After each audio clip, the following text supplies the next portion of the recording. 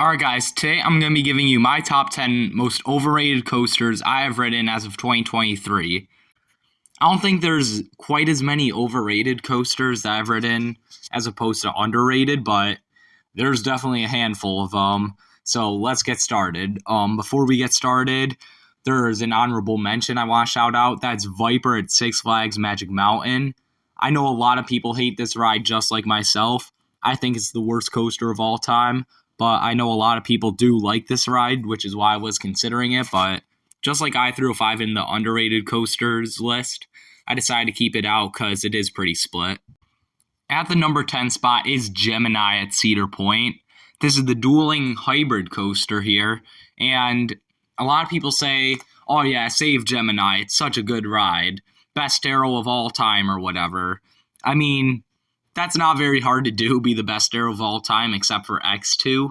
But yeah, this ride's not very good. It's smoother than most arrows, but I mean, I just don't remember getting any good airtime, any good laterals, really nothing on this. It was kind of a boring ride. I mean, it's kind of historic. Not really though. I mean, it was the tallest coaster in the world for a short period of time, so I guess that's something. But I don't know, if they replace this ride with like a good wooden coaster, like a gravity group or something, I'd be much happier than seeing this thing stick around. At the number 9 spot is the Bat at Kings Island. Most people like to say this is the best aero suspended coaster. I'd like to beg to differ. It's got a lot of similarities to Vortex at Canada's Wonderland, but that ride executes its layout so much better. It's more intense, and most importantly, it's a lot smoother. This thing has over-the-shoulder restraints and hard ones too, and it's not comfortable when you're swinging and then you hit your head. And the swinging's not even as good as on Vortex. The setting's not as good. Overall, it's my third favorite suspended coaster, and it's not really close to Ninja or Vortex in my opinion. So yeah, that's why it's overrated. At the number 8 spot is Riddler's Revenge at Six Flags Magic Mountain. If you know me, you know I'm one of those people who hates, and I mean hates, stand-up coasters. I think they're the most uncomfortable things, like, of all time, at least the most uncomfortable seating positions. The tracks the track itself is actually fairly smooth on pretty much all stand-up coasters, but I mean, especially on a layout this intense, first of all, you still got some head banging, but it's not too bad. But the worst part is definitely, if you're a dude especially, oh man, you better watch out for that bicycle seat, because you might not be able to have kids after this one or any stand-up coaster. But the reason this one's overrated is because I feel like a lot of people do give the others crap for good reason, but then everyone goes and says, oh yeah, Riddler's Revenge is amazing. Like, no, it sucks even worse than the others because it's more intense and the pain in your groin area is a lot worse. So, I don't know, I'm probably skipping it next time I go because, I don't know, I want to avoid the pain. At the number 7 spot is Phantom's Revenge at Kennywood. This used to be an Aero hypercoaster, and I could kind of tell it was because, I mean, the first half is all right. The second half, it's a Morgan, but I could tell it was like inspired off an Aero layout because it's kind of janky and doesn't really make a whole lot of sense, but it's okay. Morgan worked with what they had to deal with, and they made a good ride out of it. And it's still in my top 25. Don't get me wrong, I love this thing. It's just some people, especially who have been on like over thousands of coasters, still have this in their top 10 somehow, when I don't even have it in my top 20. So that's why it's kind of overrated for me. It's still got great ejector airtime. Don't get me wrong. It's still got that crazy double down. It's got a great sense of speed, but if I'm being honest, the first part, the Aero part, didn't really do much at all for me. And I know I don't really like Aero. May sound like I'm just an Aero hater, but that's the truth. The first drop and even the second drop into the ravine didn't do a whole lot for me. So that's why I kind of find it overrated. At the number 6 spot is Fury 325 at Carrowinds. This is the best coaster on this list. And on some days, it's even in my top 10, depending on how I feel. But most days, it's sitting at the number 11 spot for me. And again, it's a great ride. It's my number 11 out of 258 coasters I've been on. But it's got speed. It's got floater airtime. It does not have ejector. There is no ejector to be found on this thing. The positive G's are kind of mild. I mean, I used to have this a lot higher. It used to be my number 3 when I instantly got off it. But then when I rode I-305, I realized that thing kind of destroyed this. So I had to drop it a lot because I realized, wow, everyone says Fury's better than it, and if it's not, it's really close. Yeah, no, I-305 destroys this thing in every department besides the restraints, and you'd probably die if I-305 had lap bars, let's be real. So I know a lot of people like to call this the greatest coaster of all time. I don't see it. It's a speed demon, I know. I-305 is also a speed demon.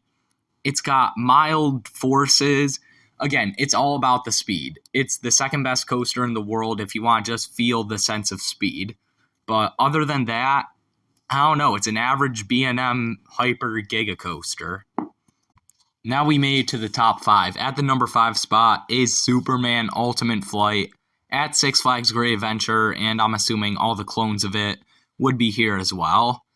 And if I had to pick an extreme coaster, because if I had to pick any coaster to take a nap on, it would definitely be Carolina Gold Rusher at Carowinds, but any supposed to be extreme coaster out there that I had to take a nap on, it would be easily this thing.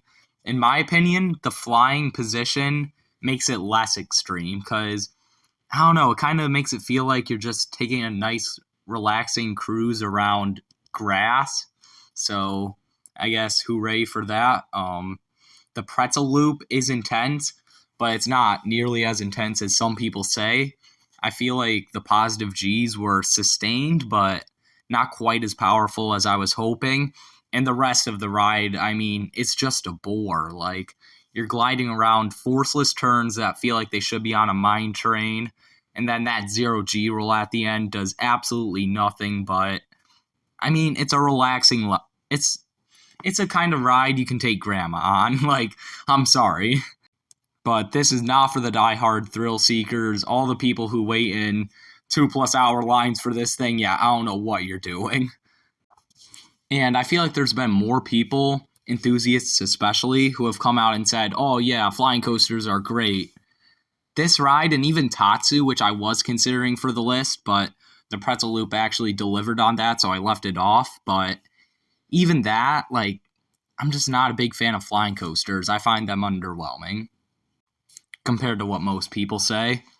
At the number 4 spot is Afterburn at Carowinds again. So 2 entries from Carowinds on this list. Yeah, not a good look, but it's still a good park. But this ride, I was expecting one of the best B&M inverts in the world. What I got was possibly the worst B&M invert I've done, even below the Batman clones. Yeah, it's not good. The forces on it are really mild for the model. The vertical loop didn't do anything for me. The 0G roll was a lot less snappy than I thought it would be. It's nothing like Raptor. I feel like a lot of people compare this and Raptor. Yeah, it's a night and day difference. Raptor is crunchy through all of its elements. You'll feel your legs going numb all the time. On this, the only point where my legs went slightly numb was during that bat wing, which was also underwhelming compared to what a lot of people told me it would be. And then all the inversions, like the only one that had some sort of whip was the corkscrew, which I will admit was very good. But other than that, like, I just didn't find it to be that intense. Like, I definitely like Talon a lot more than this. Great Bear. And then obviously Raptor, Banshee, and Alpengeist destroy it. So yeah, definitely not one of the best inverts. In fact, probably the worst invert I've done. At the number 3 spot is Lightning Racer at Hershey Park.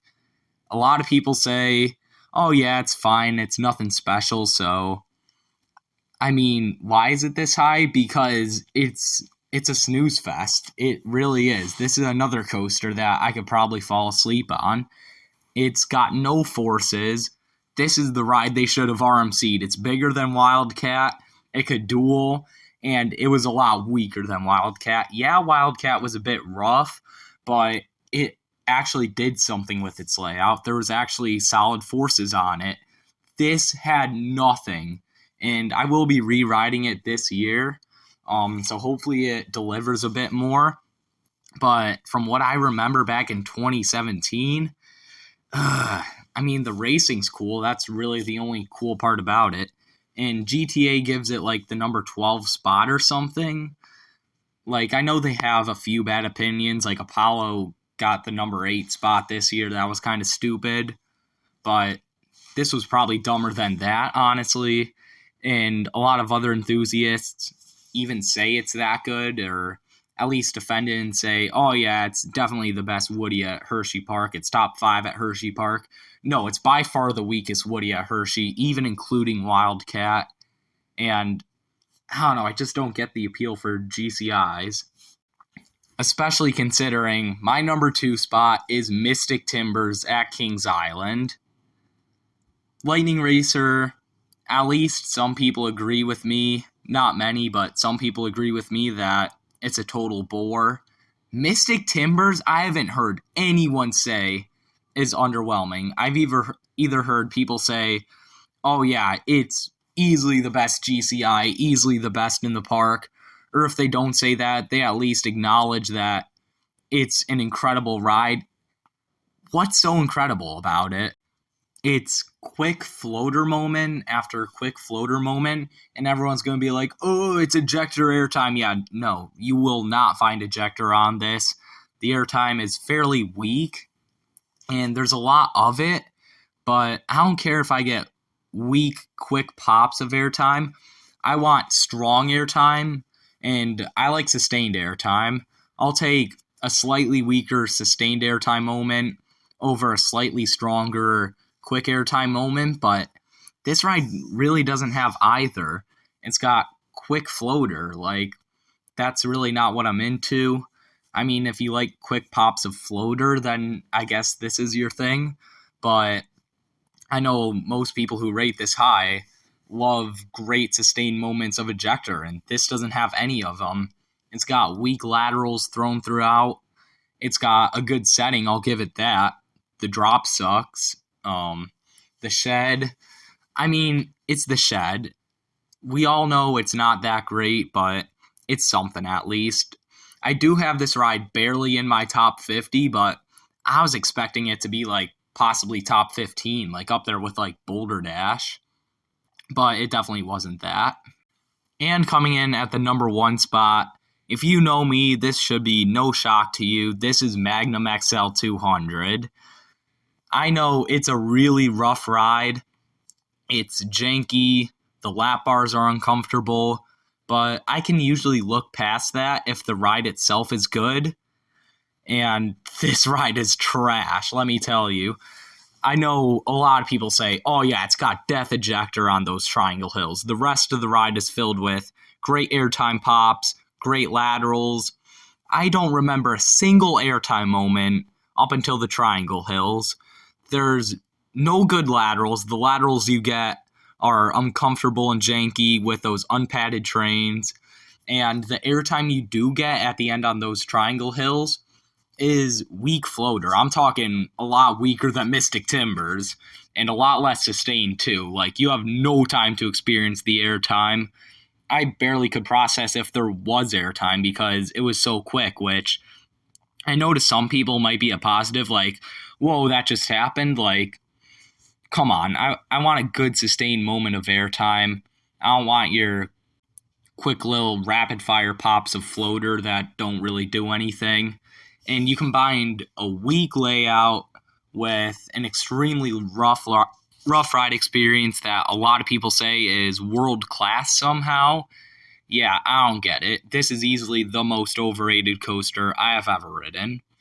Now, that's my list for the top 10 most overrated coasters I have ridden. Let me know what you guys thought of this list down in the comments below. Make sure to like and subscribe, and I'll see you guys next time.